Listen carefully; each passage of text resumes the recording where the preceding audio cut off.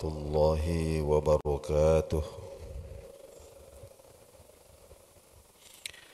Alhamdulillahi rabbil alamin, wabihi nasta'inu ala umuri dunya waddin, wassalatan wassalaman daimaini mutalazimaini ala habibina wa maulana Muhammadin wa ala alihi wa sahabatihi wa tabi'ina wa alaina ma'ahum.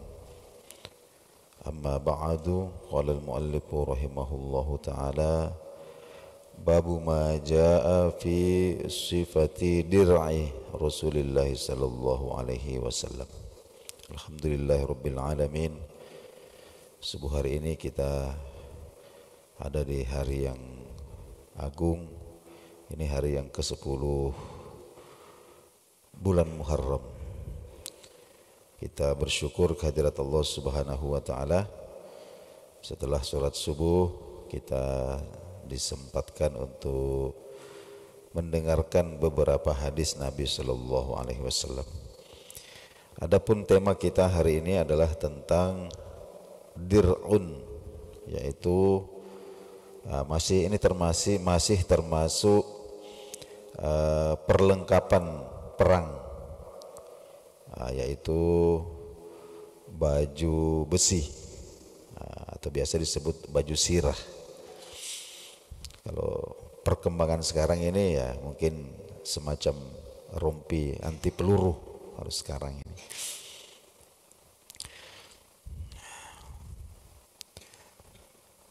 Nabi kita sallallahu alaihi wasallam itu ittakhadzad dir'ah. Jadi beliau membuat baju besi, walabisahu fil harbi, dan beliau pakai di dalam peperangan. Baju besi itu sendiri libasum min hadid. Ini baju besi yusna'u, yang dibentuk hilakon dengan menyulam cincin-cincin besi. Jadi cincin-cincin besi kecil-kecil ditautkan satu persatu sampai kemudian membentuk baju. Fungsinya apa? Yaqi al-muqatil wa yuhmihi min darbin nabali awis sayfi. Fungsinya sebagai pelindung tubuh dari tusukan tombak atau tebasan pedang, tentu biiznillahi tabaraka wa ta'ala. Itu bisa berfungsi seizin Allah Subhanahu wa ta'ala. Disebutkan di dalam kitab Zadul Ma'ad bahwa Rasulullah sallallahu alaihi wasallam kana lahu sab'atu adru'in. Jadi beliau ini bahkan memiliki 7 baju sirah. Di antaranya adalah Zatul Fudul. Ada yang namanya Zatul Fudul. Jadi termasuk kemarin kita tahu bahwa Nabi sallallahu alaihi wasallam punya 9 bilah pedang, itu semuanya diberikan nama. Termasuk juga baju-baju sirah yang dimiliki oleh Nabi ini juga diberikan nama. Di antaranya ada yang namanya Zatul Wishah, ada juga Zatul Hawashi, ada juga As-Sa'diyah Fiddah, ada Batra, ada Khirnaq, ada juga Zatul Fudul. Nah, Zatul Fudul inilah yang disebutkan di dalam hadis, allati rohanaha inda Abi Syahmil Yahudi ala syairin li'iyalih. Jadi Zatul Fudul ini adalah baju besi yang pernah Nabi sallallahu alaihi wasallam gadaikan. Gadaikan sebagai jaminan utang. Kenapa Nabi berutang? Membeli gandum, demi membeli gandum untuk makanan keluarganya. Wa kana 30 so'an, jumlahnya 30 sak. 30 sok itu ya bukan sak kayak macam masak semen, tidak. Ini ukuran tertentu, 4 mud, jadi satu sat itu 4 mud. Wa kana ad-dainu ila sanah, dengan jatuh tempo 1 tahun. Utangnya jatuh tempo 1 tahun. Dan Nabi SAW menggadaikan baju besinya itu kepada seorang Yahudi namanya Abu Syahmih. Ya, itu Zatul Fudul namanya itu. Baik, kita sebutkan hadisnya. Ini dari sahabat Nabi Sallallahu Alaihi Wasallam, termasuk juga 10 orang yang digaransi, dijamin oleh Nabi Sallallahu Alaihi Wasallam masuk ke dalam surga. Namanya Az-Zubair ibnul Awwam. Ini suami daripada Asma binti Abi Bakar. Ya, Asma binti Abi Bakar ini ya kakaknya Sayyidah Aisyah, istri Rasulullah Sallallahu Alaihi Wasallam. Nah, jadi kalau orang Bugis bilang itu ya malagoy nabita. Ya. Qala Az-Zubair bin Awwam berkata, kana 'alan Nabi sallallahu alaihi wasallam yauma Uhudin dir'ani. Ya, Nabi sallallahu alaihi wasallam ketika perang Uhud itu beliau memakai baju besi 2 lapis, sampai 2 lapis. Nah, ketika keadaan genting, ketika itu baginda Nabi dan kaum muslimin itu terdesak, ya, dipukul mundur, sampai kemudian orang-orang musyrik, diantaranya itu Abu Sufyan, itu berteriak memprovokasi bahwa Muhammad sudah mati. Akhirnya banyak juga diantara kaum muslimin itu yang terpengaruh dengan provokasi itu. Bahkan seperti Umar bin Khattab itu sampai terduduk, pedangnya dibuang. Sampai beliau mengatakan, kalau Nabi wafat, lalu apa gunanya semua ini? Intinya kaum muslimin ketika itu, ketika mendengarkan bahwa Nabi meninggal, terbunuh, banyak di antara mereka ini yang katakanlah sudah patah harapan, putus asanya. Maka ketika itulah kemudian fanahadha ila sakhrah, baginda Nabi sallallahu alaihi wasallam mencoba untuk naik di atas satu bongkah batu besar. Ya, falam yastati', tapi beliau tidak mampu, tidak bisa. Sehingga ada Tolhah, ketika itu beliau dikawal oleh Tolhah bin Ubaidillah. Ini Tolhah bin Ubaidillah ini juga satu di antara sahabat yang dijamin masuk surga.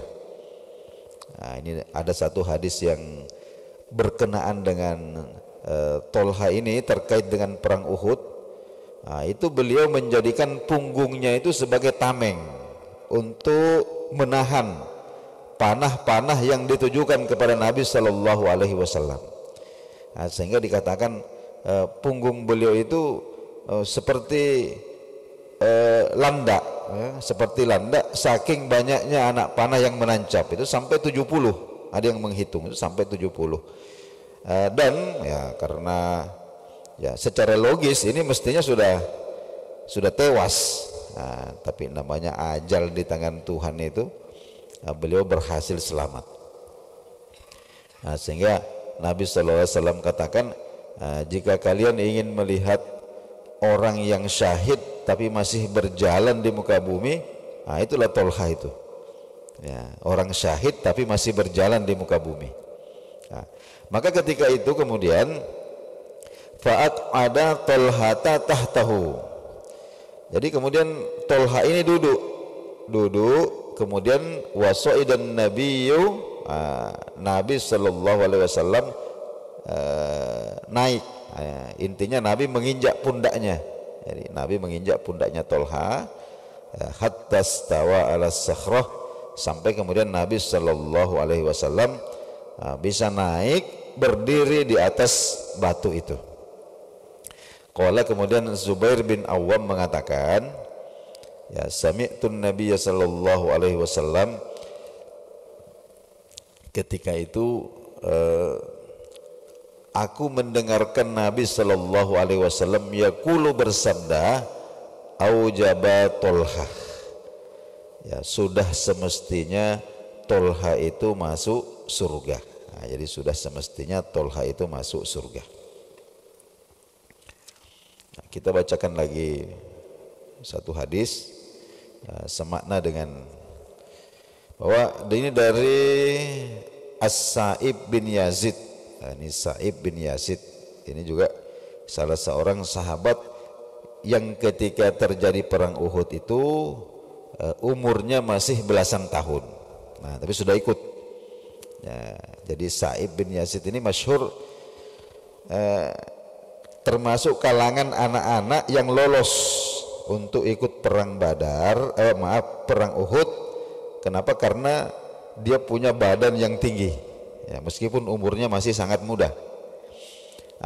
Beliau mengatakan radhiyallahu anhu, anna Rasulullah sallallahu alaihi wasallam, Rasulullah sallallahu alaihi wasallam, kana alaihi yauma Uhudin, ketika perang Uhud, dir'ani, beliau memakai dua baju besi, qad zahara bainahuma, yang saling melapisi satu dengan yang lain.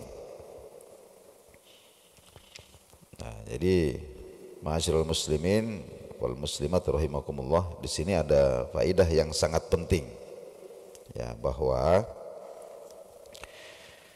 wan Nabi sallallahu alaihi wasallam, baginda Nabi sallallahu alaihi wasallam itu labisad dir'a wad dir'aini, itu beliau ketika berangkat berperang itu mengenakan baju besi sampai 2 lapis, bukan cuma 1, sampai 2 lapis. Padahal beliau itu adalah sayyidul mutawakkilin, ya, beliau ini orang yang paling paling bertawakal, paling bertawakal kepada Allah Subhanahu wa taala. Sayyidul mutawakkilin, penghulunya orang-orang yang bertawakal kepada Allah. Nah, jadi di sini kita ambil faidah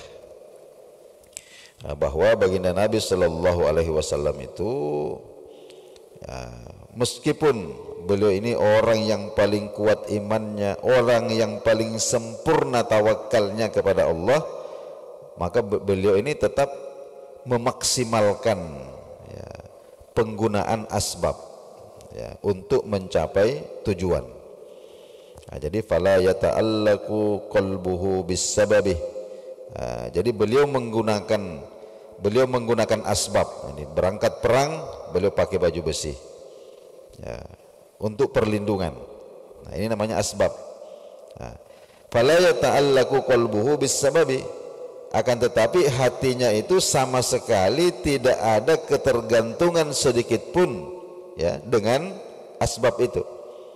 Jadi menggunakan asbab, tapi hati itu tidak bersandar kepada asbab. Wa innama yakunu mutawakkilan Allahi mufawwidan amruhu ilaihi. Jadi hati itu sepenuhnya bertawakal dan berserah diri kepada Allah Subhanahu wa taala. Nah, jadi ad-dunya darul asbab. Jadi dunia ini adalah negeri asbab. Artinya ketika kita ingin mencapai atau ingin mendapatkan apa yang kita inginkan, maka kita disyaratkan harus menggunakan wasilah-wasilah. Wal akhdhu bil asbabi la yunafi tawakkul ala Allah.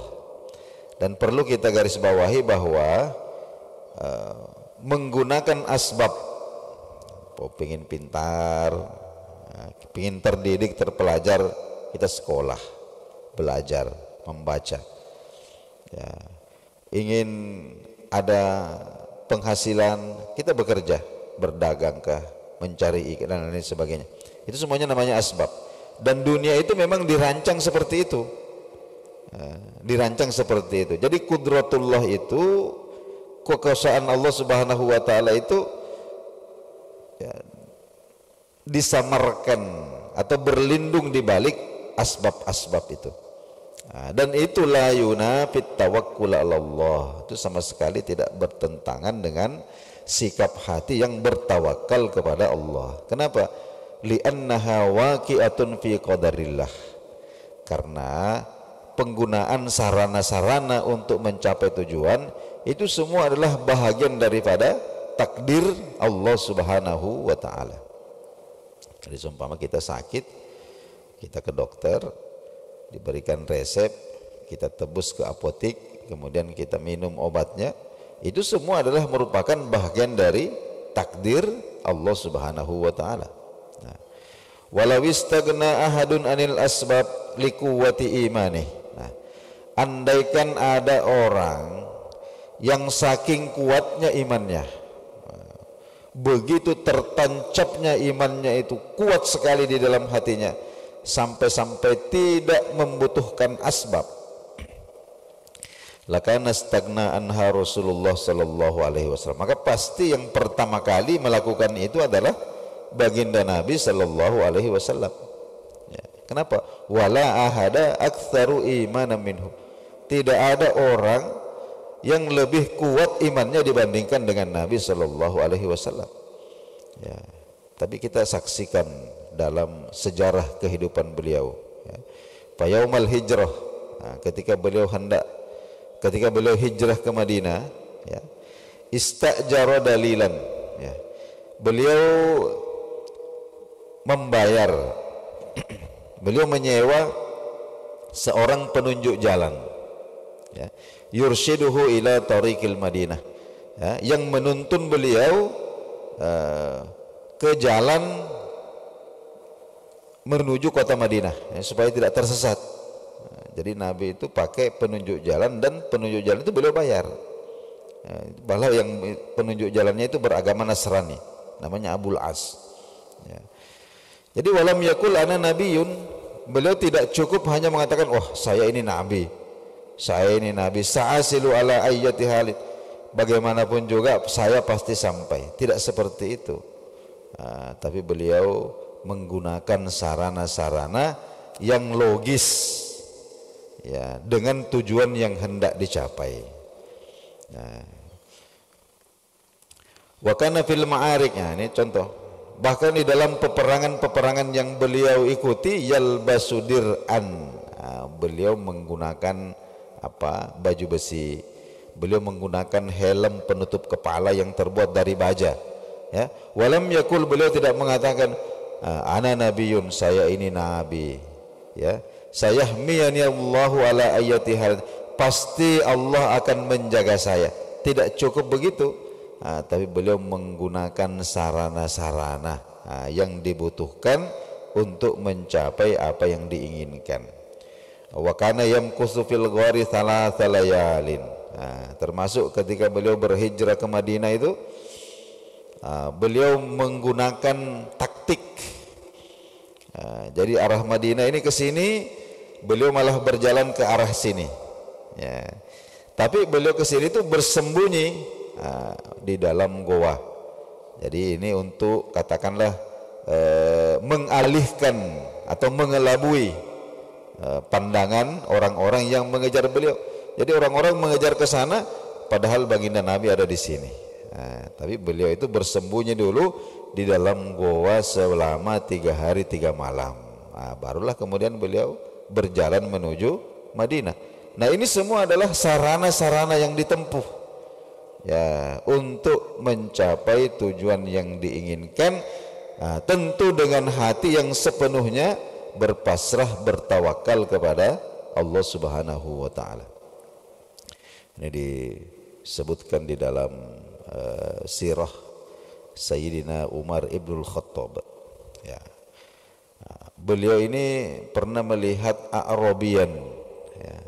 Ada orang Arab kampung, lahu ba'irun ajrab, punya unta lagi sakit kulit. Nah, jadi untanya itu kena penyakit kudis. Nah, begitu. Lalu orang Arab ini yarfa'u yadahu ila sama wa yad'u. Nah, orang Arab ini mengangkat tangannya, berdoa kepada Allah, ya Allah, sembuhkanlah untaku ini. Nah, faqala lahu, maka Sayyidina Umar mengatakan, ayyid du'aaka bi syai'in minal kitran, kuatkanlah doamu itu dengan obat, ya, kuatkanlah doamu itu dengan obat. Artinya apa? Khudz bil ilaj, ya, tidaklah cukup dengan berdoa saja, tapi gunakan obat-obatan, ya, wala tatrukid doa, dan tidak meninggalkan doa. Nah, jadi gunakan obat, ya. Obati dulu dengan apakah, seperti itu. Nah, jadi bapak-bapak dan saudara-saudara sekalian yang dimuliakan Allah Subhanahu wa taala, itu satu pelajaran yang tentu penting sekali, bahwa kita ini umat Nabi Shallallahu Alaihi Wasallam adalah umat yang diajarkan, bahkan dituntun oleh Nabi kita untuk menyempurnakan tawakal kita kepada Allah Subhanahu wa taala dengan menggunakan sarana-sarana yang logis, sarana-sarana yang ada hubungannya secara logis dengan tujuan yang hendak kita capai itu. Nah, termasuk diantaranya bab selanjutnya, yaitu tentang penutup kepala atau topi besi. Nah, ini juga termasuk perlengkapan perang. Nah, ini kita bacakan juga hadisnya satu. Baginda Nabi Sallallahu Alaihi Wasallam annahu dakhala Makkah, ketika beliau memasuki kota Makkah, yaumal fathi, di hari penaklukan Makkah itu. Nah, jadi setelah kurang lebih 13 tahun terusir dari kampung halaman, hijrah Nabi Sallallahu Alaihi Wasallam, maka beliau kembali. Ketika beliau diusir, dikejar-kejar, beliau hanya berdua dengan Sayyidina Abu Bakar As-Siddiq. Tapi 13 tahun kemudian beliau kembali lagi ke Makkah dengan membawa tidak kurang dari 120.000 orang. Jadi inilah janji Allah Subhanahu wa taala, ketika bersabar teguh di atas kebenaran, maka pada akhirnya kebenaran itu bagaimanapun juga tidak akan pernah bisa ditenggelamkan, ya. Nah, bisa ditenggelamkan, akan tetapi tetap akan muncul ke permukaan lagi. Nah, seperti itulah. Nah, jadi ketika baginda Nabi Sallallahu Alaihi Wasallam memasuki kota Makkah ini,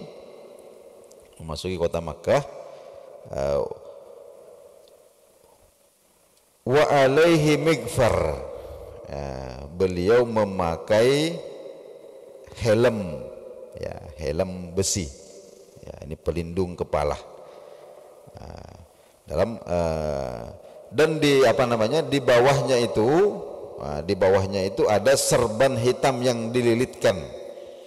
Nah, jadi di lapisan pertama itu ada serban imamatun sauda, ada serban yang berwarna hitam.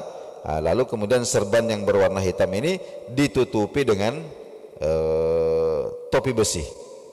Seperti itulah baginda Nabi Sallallahu Alaihi Wasallam disaksikan oleh para sahabat ketika masuk kota Makkah.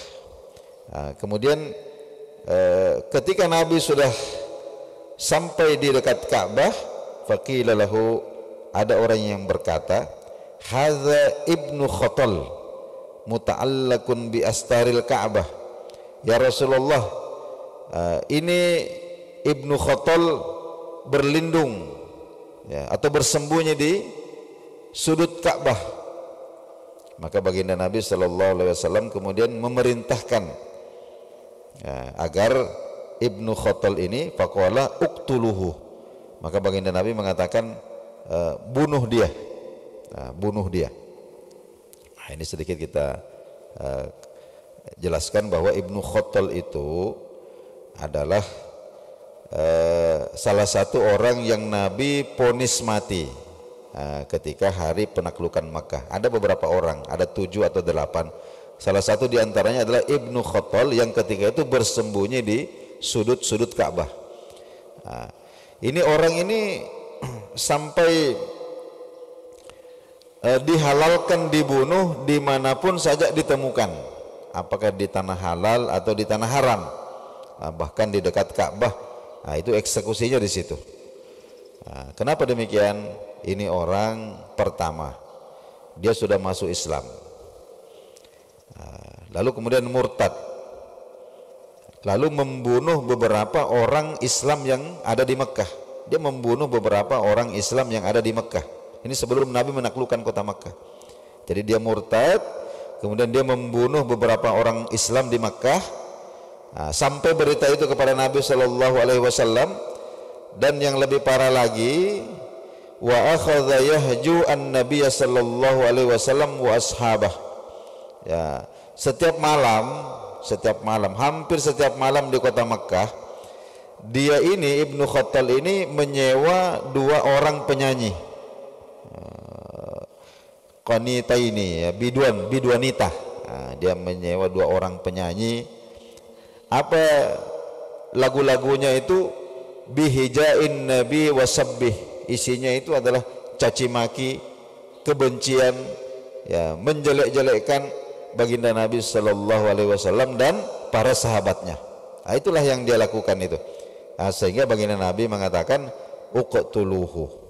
Jadi Nabi memvonis hukum mati dia. Ketika itu dia dibunuh, ya wakila qatalahu bainar rukni wal maqam. Jadi dia dieksekusi mati antara rukun Yamani dan makam Ibrahim di dekat Ka'bah. Baik Bapak-bapak, ibu-ibu, jamaah subuh rahimakumullah, inilah dahulu kajian kita subuh hari ini. Insyaallah besok subuh kita lanjutkan kembali berbicara tentang imamati Rasulullah sallallahu alaihi wasallam, tentang serban baginda Nabi sallallahu alaihi wasallam. Kita akhiri kajian kita dengan membaca doa kafaratul majlis. Subhanakallahumma bihamdika asyhadu an la ilaha illa anta astaghfiruka wa atubu ilaik. Wassalamualaikum warahmatullahi wabarakatuh.